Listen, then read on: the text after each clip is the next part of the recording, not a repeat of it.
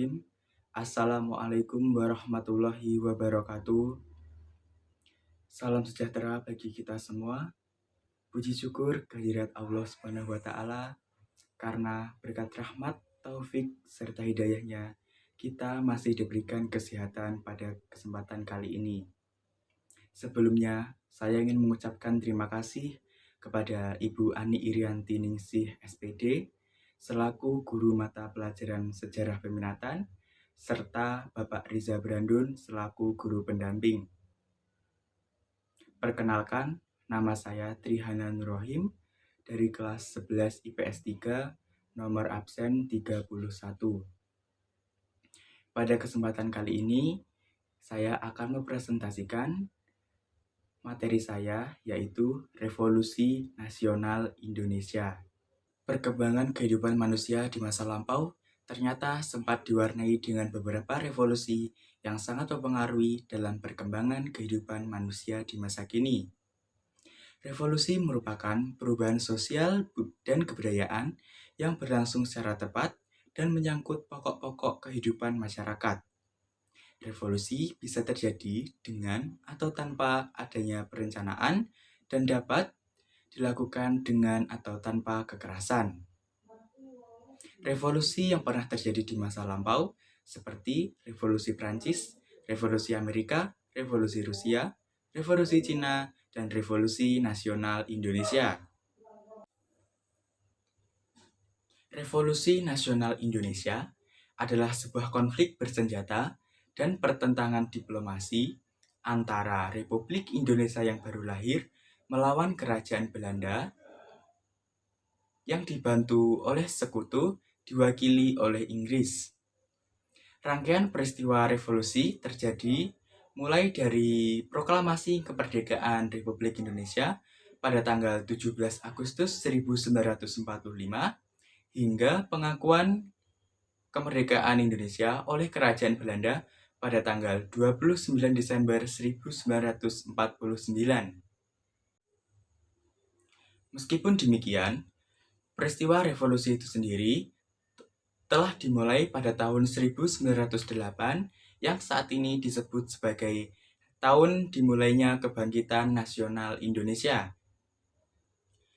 Adapun yang menjadi latar belakang berdirinya Revolusi Nasional Indonesia ini antara lain adanya organisasi-organisasi di Indonesia seperti Budi Utomo, Sarekat Islam, Partai Nasional, dan lainnya. Di samping itu, adanya gerakan yang lebih keras dilakukan untuk mendesak Belanda agar memberikan hak-hak Indonesia dan strategi Jepang untuk mengambil hati rakyat Indonesia yang menjanjikan sebuah kemerdekaan untuk Indonesia. Terdapat juga pergerakan yang lebih keras, yaitu dengan memaksa pihak Belanda untuk memberikan hak-hak dari bangsa Indonesia dengan waktu yang cepat. Pemimpin dari gerakan tersebut adalah Soekarno dan Muhammad Hatta, yang kelak menjadi presiden dan wakil presiden pertama di Indonesia pada saat itu. Pada tanggal 6 Agustus 1945, kota Hiroshima hancur akibat bom atom. Selang beberapa hari, bom atom kedua dijatuhkan di kota Nagasaki. Pada tanggal 14 Agustus 1945, Jepang menyerah kepada pasukan sekutu. Kemudian, pada tanggal 15 Agustus 1945, Indonesia mengalami kekosongan kekuasaan karena Jepang menyerah pada pasukan sekutu. Melihat hal itu, golongan muda tidak akan menyia-nyiakan kesempatan tersebut. Golongan muda segera menculik Soekarno dan Muhammad Hatta dan dibawanya ke Rengas Dengklok. Mereka mendesak Soekarno dan Muhammad Hatta untuk segera menyatakan kemerdekaan Indonesia. Kemudian, pada tanggal 17 Agustus 1945, Soekarno membacakan teks proklamasi kemerdekaan Indonesia yang dirancangnya bersama beberapa tokoh. Setelah dibacakannya teks proklamasi kemerdekaan, dikibarkanlah bendera Sang Merah Putih yang sebelumnya dijahit oleh Ibu Fatmawati. Rakyat Indonesia pun sangat bersorak-sorak gembira. Namun, Perjuangan Indonesia belum sampai di situ. Di akhir Agustus 1945, pemerintahan dari Republik Indonesia telah berdiri di Jakarta. Lalu, kabinet presidensial dibentuk di mana Soekarno berdiri sebagai pemimpin tertinggi. Beberapa raja di daerah-daerah menyatakan untuk menggabungkan diri ke pemerintahan pusat dan ada juga yang menolaknya, terutama raja yang bersekutu dengan Belanda. Pemerintahan Indonesia yang baru saja dibuat dengan waktu yang cepat membuat bangsa Indonesia khawatir jika pihak Belanda berusaha kembali untuk merebut kekuasaan wilayah Indonesia. Menjelang berakhirnya tahun 1945, situasi keamanan di Jakarta yang sebelumnya disebut Batavia kini makin memburuk dengan terjadinya saling serang antara kelompok pro-kemerdekaan dan kelompok pro-Belanda. Pada bulan September 1945, pemerintahan Republik Indonesia yang dibantu Laskar Rakyat telah mengambil alih kendali atas infrastruktur utama, termasuk stasiun kereta api dan tram di kota-kota besar di Jawa.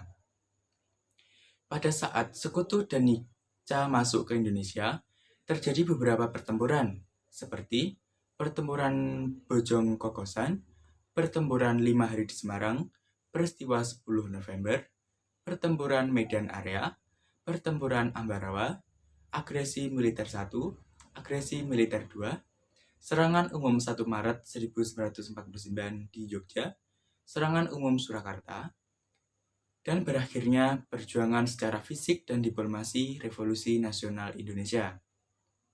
Walaupun tidak ada data akurat mengenai perhitungan dari berapa banyak penduduk Indonesia yang meninggal dalam peristiwa Revolusi Nasional Indonesia, perkiraan yang meninggal dalam peperangan untuk kemerdekaan Indonesia berkisar dari 45.000 sampai 100.000 jiwa.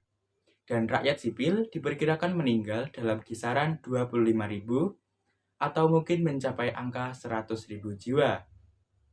Selain itu, tentara Inggris yang berjumlah 1.200 diperkirakan dibunuh dan hilang di Jawa dan Sumatera antara tahun 1945 hingga 1946. Kebanyakan merupakan dari prajurit India. Sedangkan untuk Belanda, lebih dari 5.000 tentaranya kehilangan nyawa mereka di Indonesia. Lebih banyak lagi, tentara Jepang gugur. Di Bandung sendiri, tentara Jepang yang meninggal dalam peperangan sebanyak 1.057 jiwa. Dalam faktanya, hanya setengahnya yang gugur dalam peperangan, sementara yang lainnya tewas diamuk oleh rakyat Indonesia lainnya.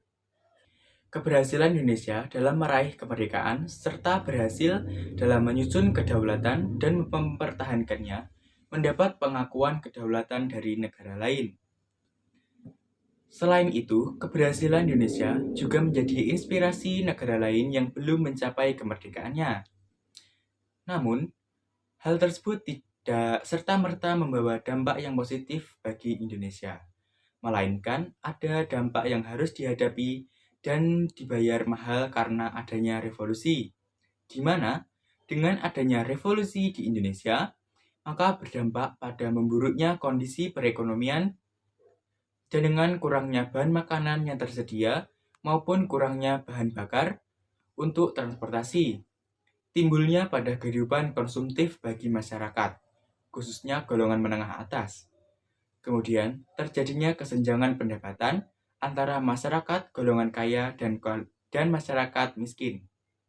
Gerakan revolusi Indonesia ini memberikan efek langsung pada kondisi ekonomi, sosial, dan budaya Indonesia itu sendiri. Di antaranya, kekurangan bahan makanan dan bahan bakar. Ada dua efek dalam ekonomi yang ditimbulkan oleh Gerakan Nasional Indonesia yang berdampak langsung dengan ekonomi Kerajaan Belanda dan Indonesia. Keduanya kembali untuk membangun ekonomi mereka secara berkelanjutan setelah Perang Dunia Kedua dan Gerakan Revolusi Indonesia. Republik Indonesia mengatur kembali setiap hal yang dibutuhkan oleh rakyat Indonesia yang awalnya diblokade oleh Belanda.